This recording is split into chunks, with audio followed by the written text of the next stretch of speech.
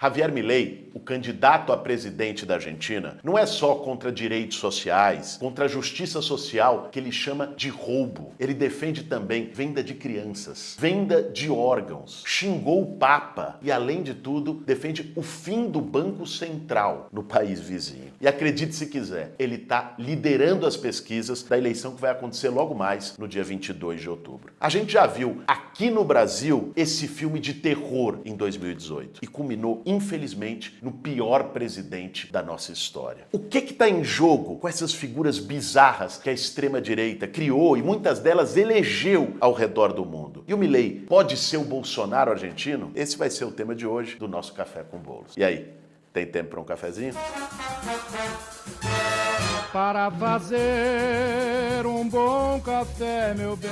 Qualquer semelhança não é uma mera coincidência. A extrema-direita tem método no mundo inteiro. Foi com Trump nos Estados Unidos, começou lá com o Brexit no Reino Unido, o plebiscito para que a Inglaterra saísse da União Europeia, é com Orbán na Hungria. São várias figuras caricatas, bizarras, mas que representam o mesmo projeto e têm as mesmas formas de atuação política. O Milei agora é a bola da vez. Se a gente olhar esses casos todos, vão ter pelo menos 3 grandes características em comum. A primeira delas, a gente viu no vídeo inicial aqui do Café com Bolos e a gente acompanhou no cercadinho do Alvorada durante 4 anos nesse país, que é colocar coisas absurdas, bizarras, para capturar o debate público. No meio da pandemia, de repente, Bolsonaro começava a falar de cloroquina, de ivermectina, dizia que não existiu ditadura, que a tortura era um método legítimo, colocava o herói como torturador, começava a falar coisas que estavam totalmente fora do debate, fora do que as pessoas poderiam imaginar para entrar no debate público. O Milei vem com venda de órgãos, venda de crianças, pode parecer loucura, mas não é loucura, é um método. Tanto para conseguir ganhar no algoritmo da rede, porque quando falam esses absurdos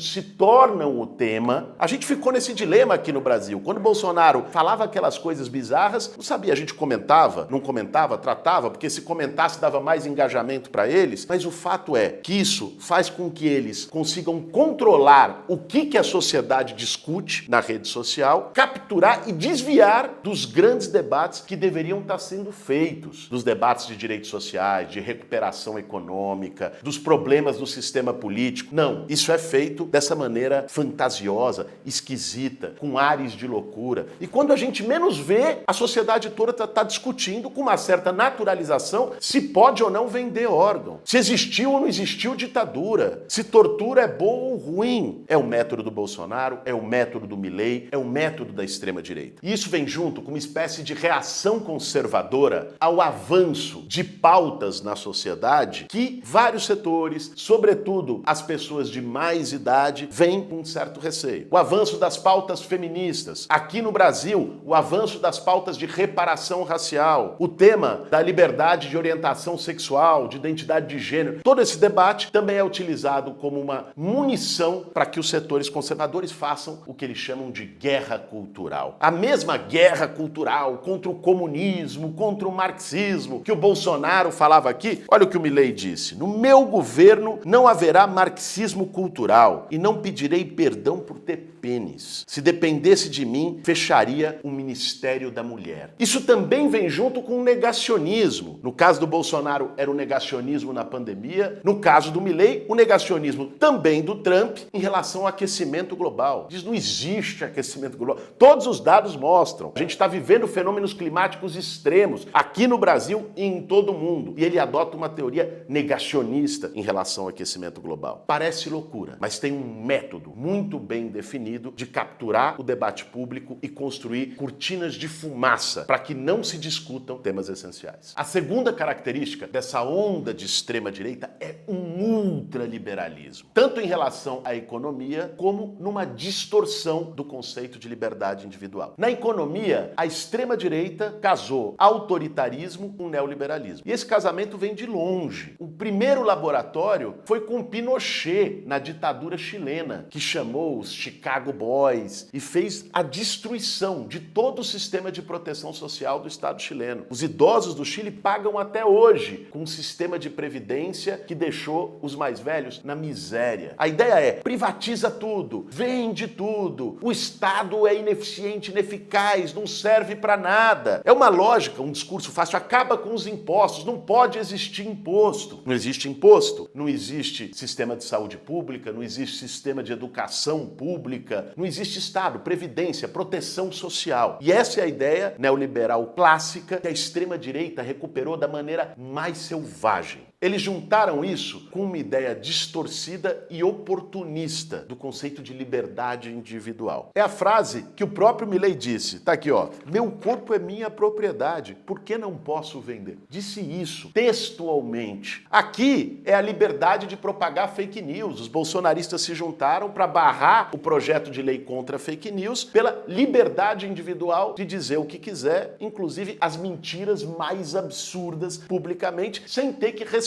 por isso. É nessa lógica que a extrema-direita trabalha, dialogando com um conceito abstrato, totalmente distorcido do que é liberdade individual, porque a liberdade individual não existe sem a convivência coletiva, considerando a responsabilidade com os outros, considerando direitos e deveres num Estado democrático. E a terceira característica, que também foi muito forte na triste experiência que nós vivemos com Bolsonaro na presidência do Brasil, é surfar no discurso de antipolítica, de antissistema. O Estado não funciona, político é tudo igual. Esses lugares comuns, fáceis de se dizer, e que dialogam de algum modo com um sentimento, uma frustração de boa parte da população com a falta de respostas da política para suas necessidades mais fundamentais, para a garantia de direitos. Aí joga-se a criança com a água do banho. Diz, então, acabar com o Estado, a política não funciona. E é nesse clima que surgem os salvadores da pátria. Se a gente olhar lá atrás, foi nesse clima, lá nos anos 1920, 1930, que surgiu o fascismo italiano, que surgiu o nazismo do Hitler na Alemanha. Era uma mistura de crise social e as pessoas frustradas com a situação econômica e social, com uma crise de representação política, pelos limites do sistema político que nós temos. E aí vinha um salvador da pátria, com um discurso autoritário, com um discurso personalista, supostamente de fora da política. Aqui, o nosso exemplo de fora da política era um deputado corrupto que estava 27 anos no Congresso sem fazer nada, só com uma mata. Mas foi vendido como alguém que era de fora, contra o sistema. Aliás, mesmo na presidência trabalhava assim. Não fazia porque o STF não deixa eu governar, porque o Congresso não deixa eu governar. E isso construiu toda a linha para um discurso golpista e autoritário. É essa lógica que culminou na tentativa de golpe do 8 de janeiro aqui no Brasil. E que a gente sabe não foi um caso isolado. Lá nos Estados Unidos, num 6 de janeiro, coincidentemente, também foi a tentativa de invasão do Capitólio, dos trumpistas que não aceitavam a derrota eleitoral. É ali uma ideia que leva, inevitavelmente, a uma deslegitimação da política e do sistema político, junto com a construção de uma figura, quanto mais bizarra parece ser melhor para a extrema-direita, que seja o salvador da pátria, que vai vir de fora, acabar com os vícios da política, acabar com esse Estado inchado que garante muitos direitos sociais e deixar na linha do cada um por si. No fim do dia, é um discurso anti-solidariedade. É o discurso da meritocracia mais rebaixada, que é jogar cada um a própria sorte e ver quem se salva. O risco da vitória de Milei deve atentar a gente para duas coisas. Primeiro, não tem saída fora da política. A venda desse engodo que colou aqui no Brasil e em outros lugares, ela sempre dá em tragédia, em desastre, em retrocesso civilizatório para a sociedade que compra essa ideia. Foi assim no nazismo na Alemanha, foi assim no fascismo italiano e tem sido assim nos últimos 10 anos nesse renascimento de uma extrema-direita ao redor do planeta. A gente pôde, aqui no Brasil, sentir na pele o que isso significa. Isso é mentira.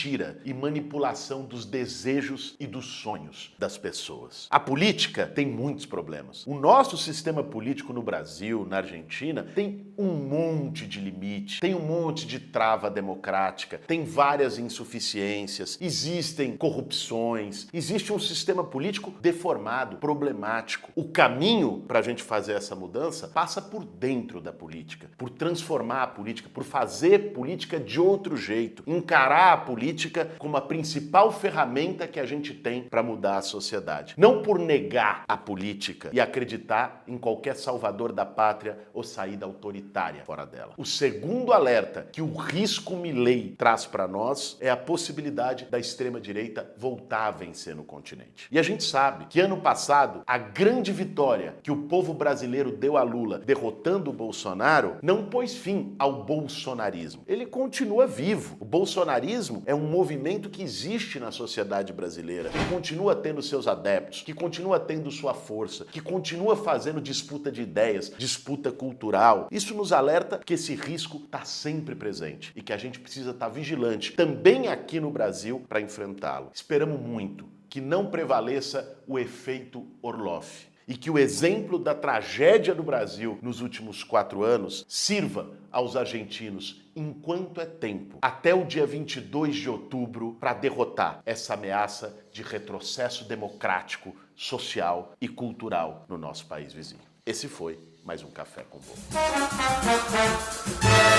Para fazer um bom café, meu bem.